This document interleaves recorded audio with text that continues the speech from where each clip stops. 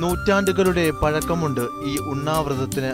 Thekkedath ഇല്ലക്കാർക്ക് acre കണക്കിന് നെൽകൃഷി ഉണ്ടായിരുന്ന കാലം. കീഴ്ജാതിക്കാർക്ക് ഓണം ആഘോഷിക്കാൻ നെല്ല് നൽകിയിരുന്നത് ഇവിടുന്നായിരുന്നു. പതിവുകൾ തെറ്റിക്കത്ത ഒരു ഉത്രാട നാളിൽ നെല്ല് നൽകി പടിപ്പുര അടച്ചു.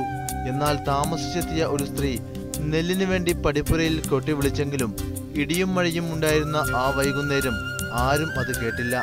പിന്നീട് പടിപ്പുര തുറന്ന തെക്കേടത്തുകാർ കണ്ടത് നെല്ല് വാങ്ങാമെന്ന ആ സ്ത്രീയുടെ മൃതദേഹമായിരുന്നു.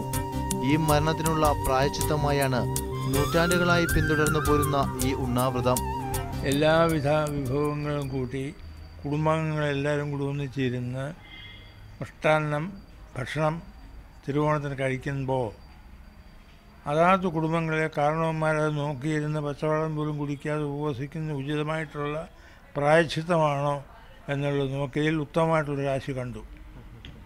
അന്നു മുതൽ ഈ കുടുംബങ്ങളിലെ കാരണവന്മാർ തിരുവോണത്തിൽ നിന്ന് ജലപാനം പോലും കഴിക്കുകയില്ല. തെക്കേടത്തെ ഇപ്പോഴത്തെ കാരണവരായ സുബ്രഹ്മണ്യ മൂസത്തിന് ഇത് 30ാമത്തെ ഉണ്ണാവ്രതമാണ്. 9 ഇല്ലങ്ങളിൽ 5 എണ്ണം ക്ഷയിച്ചെങ്കിലും ബാക്കിയുള്ള 4 ഇല്ലങ്ങളിലെ 3 കാരണവന്മാരും തിരുവോണനാളിൽ ഉണ്ണാവ്രതം ഇരിക്കുന്നുണ്ട്. മീഡിയ 1 പത്തനംതിട്ട.